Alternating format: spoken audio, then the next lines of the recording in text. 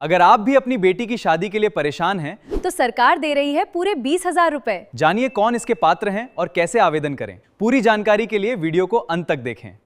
बिल्कुल सही सुना आपने। सरकार दे रही है आपकी बेटी की शादी के लिए 20,000 रुपए। ठीक है, तो नमस्कार दोस्तों, स्वागत है आपका हमारे आज के वीडियो में। आज हम फॉर्म भर के बताने वाले हैं कि आप अपनी अगर बेटी की शादी करने वाले हैं तो आपको 20,000 रुपए का लाभ कैसे मिलेगा आपकी बेटी की शादी के लिए। तो ये मैं आज लाइव फॉर्म भर के दिखा दूंगा, क्या क्या दस्तावेज लगेंगे, कितना प्रोसेस लगेगा, क्या टाइम है, सब कुछ A to Z जानकारी मैं बताने वाला हूँ। और भर के आपको कितने सारे दस्तावेज लगेंगे सब कुछ बताने वाला हूँ, बस वीडियो में बने रहिएगा।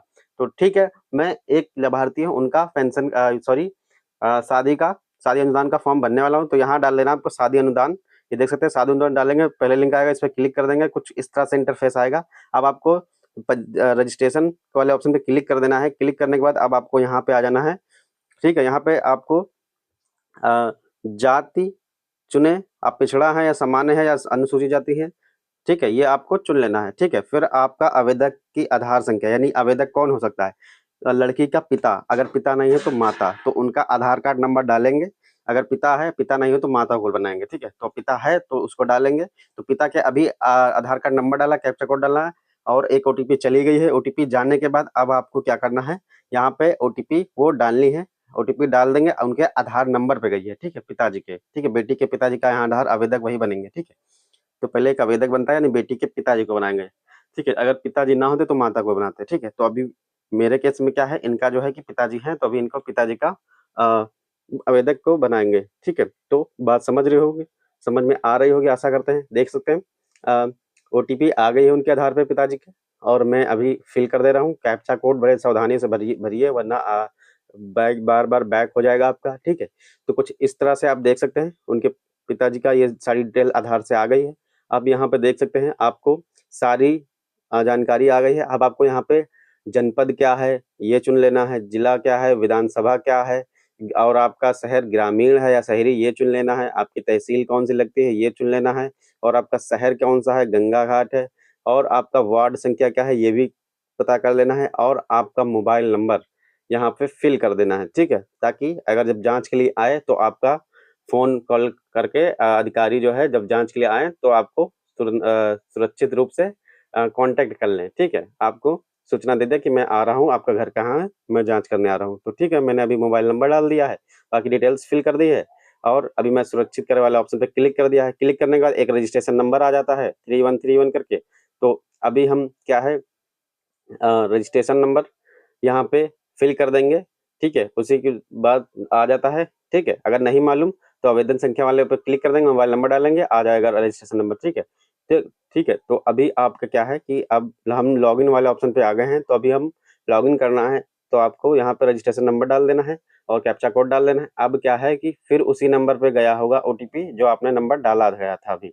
ठीक है, तो यहाँ पे OTP गई है और यहाँ पे देख सकते हैं कैप्चा कोड भी आया है। तो यहाँ OTP भर दीजिए, और OTP भरने के बाद आपको लॉगिन वाले ऑप्शन पे क्लिक कर देंगे। ठीक है, तो अभी आप लॉगिन हो जाएंगे। तो ये देख सकते हैं मैंने अभी OTP भी इनकी फिल कर दी है, तो अभी जो है कि ये लॉगिन हो चुके हैं। ठीक है, और देखते हैं आगे। ये देख सकते हैं इनकी सारी डिटेल्स आ गई है फिर से, यानी कि लॉगिन, अब वो रजिस्ट्रेशन हुआ था, अब लॉगिन करके ये डिटेल्स फिल करना है। ठीक है, आप धर्म कौन से हैं ये देख सकते हैं, धर्म कौन सा है आपका ये बता दीजिए, हिंदू मुस्लिम सिख ईसाई जो भी हो।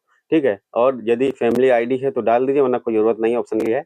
यदि आवेदक विधवा या विकलांग है, अगर अगर कोई भी अगर जो आवेदक कर रहा है, यानी बेटी, तो उसके पिताजी नहीं है, यानी वो औरत जो है कि उसकी माँ विधवा है, तो यहाँ पे क्लिक कर देंगे। अगर विकलांग है तो भी, तो ऐसे में ये तो कोई भी नहीं है तो इसमें नहीं कर देंगे। अब पुत्री के साथ आवेदक का संबंध, यानी पुत्री के जो आवेदक है वो पिता है, तो यहाँ पिता कर लेंगे। और क्या आवेदक की दूसरी पुत्री के लिए आवेदन किया जा रहा है, अगर आप दूसरी के लिए करें तो यहाँ करेंगे, अगर पहली बार करें तो नहीं कर देंगे। ठीक ठीक है, तो यहाँ पे कैप्चा कोड डालकर आपको भर देना है। ठीक है, ठीक है, और दूसरी वाला तब आता है ऑप्शन, जब आपने दूसरी, तब वहाँ हाँ करना, जब आपने एक बार लाभ ले लिया हो तो दूसरी बार लेंगे, तब उसमें इस केस में हाँ करना, वरना नो कर देना। अब क्या है, यहाँ पे पुत्री का आधार कार्ड संख्या डालें, कैप्चा कोड डालें। ये देख सकते हैं अभी हमने आधार कार्ड संख्या पुत्री, यानी जिसकी शादी हुई है, देखिए ये देख सकते हैं, उसका आधार नंबर डाल दिया, कैप्चा कोड डाल दिया, अब एक ओटीपी गया है। ओटीपी जाने के बाद अब आपको एक ओटीपी उन्हीं के आधार नंबर पर गया है, पुत्री के यानी कि बेटी की जिसकी शादी हो रही, तो उसी के आधार कार्ड में जो भी मोबाइल नंबर रजिस्टर्ड है उसी के उसी में गया है, तो आप फिल कर दीजिए। अभी ओटीपी आ गई है। ओटीपी आने के बाद अब हम क्या करेंगे, फिल कर देंगे। तो ये देख सकते हैं ओटीपी आ गई है और हम 1 मिनट मोबाइल में देख लेते हैं, फिर डाल लेते हैं। ठीक है, अभी आशा करते हैं आपको यहाँ तक सब कुछ समझ में आया होगा। अगर नहीं आता है तो आप मुझे कमेंट करिएगा कि सर यहाँ नहीं समझ में आया, तो मैं आपको बता दूंगा। और फाइनली मैं बहुत कोशिश करता हूँ कि आप लोग को समझ में आए, एक-एक पॉइंट रिकवर करता हूँ बार-बार। ठीक है, तो ये देख सकते हैं कि ओटीपी आ गई है, कैप्चा कोड डाल दिया, वैलिडेट ओटीपी वाले ऑप्शन पे क्लिक कर दिया है। ठीक है, और यहाँ देख सकते हैं बेटी की डिटेल्स आ गई है। बेटी की डिटेल्स आने के बाद अब आपको क्या करना है, यहाँ पे सुरक्षित करे वाले ऑप्शन पे क्लिक कर देना है। ठीक है, अब आपको सुरक्षित करे वाले ऑप्शन पे क्लिक कर देना है। अब आपको पिता का जो आय प्रमाण पत्र लगा होगा, पिता का आय प्रमाण पत्र संख्या यहाँ डालना है। ठीक है, पिता का आय प्रमाण पत्र और जाति निवास बेटी की लगती है। ठीक है, पिता का आय प्रमाण पत्र और जाति निवास बेटी, क्योंकि पिता ही कमाता है, बेटी नहीं, तो इसीलिए आय पिता का ही आय। ठीक है, जितना कम हो उतना बनवा लीजिए। ठीक है, आय प्रमाण पत्र का आवेदन संख्या, आय प्रमाण पत्र का क्रमांक संख्या, ये दोनों चीज उस आय प्रमाण पत्र पर दिए होते हैं। ठीक है, दोनों भर देंगे। उसके बाद आपको कैप्चा कोड यहाँ दिख रहा है, यहाँ पे कैप्चा कोड डाल देंगे। ठीक, डालने के बाद वार्षिक आय सत्यापित करें। ठीक है, यानी कि कैप्चा कोड डालकर आप इसको सर्च करेंगे, तो कैप्चा कोड डाल दिया, ब्लू वाले पे टिक कर दिया है, तो कुछ आय प्रमाण पत्र की ये डिटेल्स आ गई हैं। डिटेल्स आने के बाद वेरीफाई करने के लिए कैप्चा कोड फिर से हमने भर दिया है। भरने के बाद आपको सुरक्षित करें और आगे बढ़े वाले ऑप्शन पे क्लिक कर देना है। क्लिक करने के बाद अब आपका आता है जाति, वैसे ही आपको जाति वाला भी करना है। तो अभी ये क्या है कि जाति अब यहाँ लड़की की लगेगी। ठीक है, आय पिता की लगेगा, जाति बिटिया की लगेगी। ठीक है, जाति प्रमाण पत्र आवेदन संख्या, यानी ये जाति प्रमाण पत्र जब उठाएंगे तो उसमें ये लिखी होती है, और जाति प्रमाण पत्र जाति प्रमाण पत्र संख्या और आवेदन संख्या दोनों लिखी होती है, दोनों आप डाल देंगे। ठीक है, ऊपरी साइड लिखी होती है, और डालने के बाद जाति प्रमाण पत्र सत्यापित करने वाले ऑप्शन पे क्लिक कर देना है। तो अभी हम मेरे केस में क्या है, क्लिक कर देते हैं। क्लिक करने के बाद अब आपको क्या करना है, थोड़ी देर वेट करना है। जैसे ही क्लिक किया, ये देखिए कुछ ऑप्शन आ गया है, जाति का भी डाटा आ गया है। अब आपको ये जाति अगर आपकी अपनी हो, डिटेल सही हो तो सुरक्षित कर दें।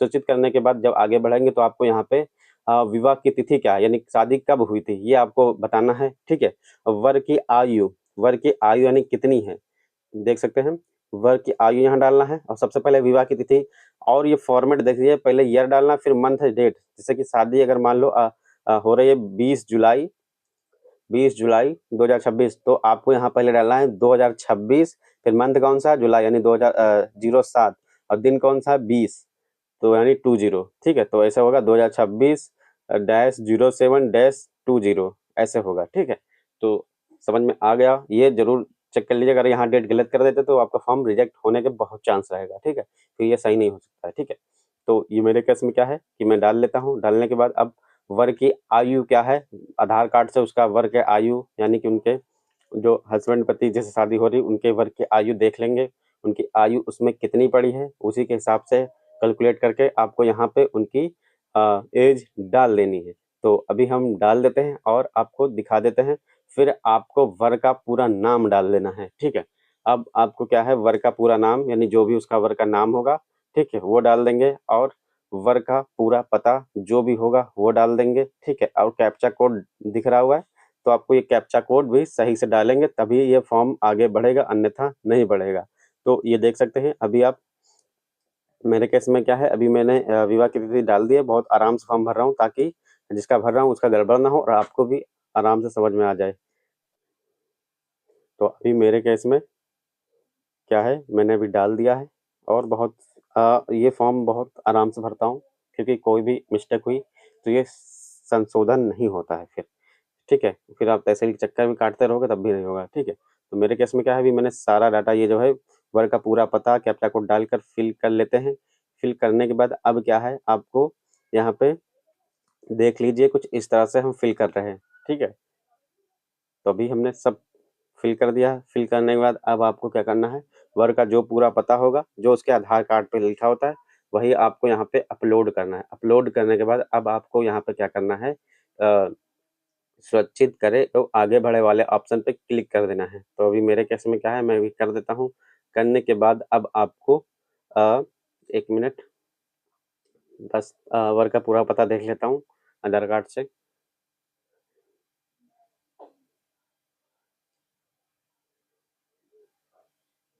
हाँ, देख लिया है। वर्ग का पता 1 मिनट टाइप कर देता हूँ। टाइप करने के बाद फिर आगे आपको दिखाता हूँ फिल करके। थोड़ा-सा रुकिएगा, वीडियो थोड़ी लंबी हुई, इसके लिए क्षमा चाहता हूँ। और 1 मिनट मैं फॉर्म भर के लाइव दिखा रहा हूँ और तभी थोड़ी-सी प्रॉब्लम हो रही है। ये देख सकते हैं। तो मैंने अभी क्या है वर्ग का पूरा पता ये डाल दिया है। डालने के बाद अब आपको क्या करना है हाँ, वर्ग का पूरा पता मिल गया है। अब मैं डाल लेता हूँ क्योंकि जो आवेदक साथ में हैं उनके अभी आधार मिल नहीं रहा था, अभी मिल गया। अब मैं डाल देता हूँ। ये देख सकते हैं, अभी मैंने डाल दिया सब। डालने के बाद अब इसके आगे आपको आता है बैंक विवरण, ठीक है? बैंक विवरण में आपको क्या करना है, आपका जनपद कौन-सा है, ये डालना है। आपका बैंक कौन-सा है, ये डालना है, ठीक है? आपका बैंक शाखा कौन-सा है, ये डालना है। आपका आईएफएससी कोड क्या है, उस बैंक का ये डालना है। आपके खाता संख्या क्या है, खाता संख्या बहुत ही अच्छे से डालिएगा, 2-3 बार रट के डालिएगा, वरना आपका अगर अकाउंट नंबर ही गलत डाल देंगे तो आपका ये होगा नहीं, ठीक है? तो अकाउंट नंबर ज़रूर चेक करके डालिए, ठीक? कैप्चा कोड डालकर आपको सुरक्षित एवं आगे बढ़े वाले ऑप्शन पे क्लिक कर देना है। तो अभी मेरे केस में क्या है कि मैं भी कर देता हूँ। करने के बाद अब आपको यहाँ पे कुछ इस तरह से ऑप्शन दिखा रहा है, देख सकते हैं शादी प्रमाण पत्र अपलोड करें, यानी यहाँ पे 2 ऑप्शन होते हैं, एक शादी का कार्ड, एक मैरिज सर्टिफिकेट, ठीक है? तो मेरे पास अभी शादी का कार्ड है, तो मैं अभी लगा दूंगा। शादी का कार्ड दोनों तरफ का लगेगा, लड़के का तरफ का, लड़की की तरफ का, दोनों का, ठीक है? अभी क्या है, शादी का कार्ड लगाना है पीडीएफ फॉर्मेट में, वो भी 50 केबी से 200 केबी के बीच होना चाहिए, ठीक है? मैंने साइज भी आपको कन्फर्मली बता दिया है। और अभी यही काम आपको बैंक की कॉपी में करना है, यानी 2 चीज़ ही अपलोड होंगी, एक बैंक कॉपी और एक आपका शादी का प्रमाण पत्र। तो अभी अपलोड प्रमाण वाले पत्र पे अपलोड कर देंगे। अभी मैंने अपलोड कर दिया। अब अपलोड प्रमाण पत्र देखने वाले ऑप्शन पे क्लिक करेंगे तो ये देख सकते हैं, लड़का-लड़की दोनों तरफ का आधार कार्ड अपलोड कर दिया। ऐसे ही बैंक कॉपी करेंगे। यहाँ पे क्लिक करके अभी मैंने पीडीएफ फॉर्मेट में जनरेट कर लिया है। जनरेट करने के बाद अब आपको यहाँ पे अपलोड अपलोड पासबुक वाले ऑप्शन पे क्लिक करना है। तो अभी कर लेते हैं और आपको दिखा देते हैं। ये देख सकते हैं। 1 मिनट। ये देख सकते हैं, अपलोड पासबुक वाले ऑप्शन पे क्लिक कर सकते हैं। ये देखिए फाइल सफलतापूर्वक सेव हो गई है। अब अपलोड हुई देखें तो अभी मैंने देख लिया, तो ये बैंक भी अच्छे से अपलोड है। अब क्या करेंगे, हम अपलोड किए गए हुए प्रमाण पत्र को देखें या ऐसे कैप्चा कोड डालकर सुरक्षित करें और आगे बढ़ें, ठीक है? इस पे कैप्चा कोड डाल के आगे बढ़ जाएँगे। जैसे ही आगे बढ़ेंगे वैसे ही कुछ इस तरह से आपका प्रीव्यू आ जाएगा। अब आपको यहाँ पे सारी इन्फॉर्मेशन अच्छे से देख लेनी है, ठीक है? क्योंकि अब ये लास्ट प्रीव्यू है, इसके बाद आपका फाइनल सबमिट हो जाएगा। फिर आपका इसमें कोई भी संशोधन करेंगे नहीं होगा, अभी हो जाएगा, ठीक है? तो यहाँ भी अभी क्या है, पूरा फॉर्म जो है कि हो गया है अभी। और यहाँ पे सारी चीज़ एक-एक चीज़ देख लीजिएगा। देखने के बाद अब आपको क्या है, सारी चीज़ मैंने देख ली है और समझ ली है कि मेरा फॉर्म एकदम सही है। और अभी क्या है, बस ये देख सकते हैं, मैंने सारी त्रुटियाँ जो है जाँच ली है। जाँचने के बाद अब आपको क्या करना है, यहाँ पे फॉर्म सुरक्षित करें वाले ऑप्शन पे क्लिक कर देना है, ठीक है? नीचे ये देख सकते हैं, मैंने अच्छे से सारी चीज़ें सब देख ली हैं, ठीक है? अब यहाँ पे कैप्चा कोड डालना है। कैप्चा कोड डालने के बाद अब आपको यहाँ पे क्या करना है, मेरे द्वारा आवेदन में भरी गई सारी प्रविष्टियाँ सही हैं, इस पर टिक कर देना है। टिक करने के बाद आपको यहाँ पे ये देख सकते हैं, मेरे द्वारा आवेदन पत्र में भरी गई प्रविष्टियाँ की जाँच कर ली गई हैं। किसी भी जानकारी के लिए गलत होने पर स्वयं ही ज़िम्मेदार हूँगा, ठीक है?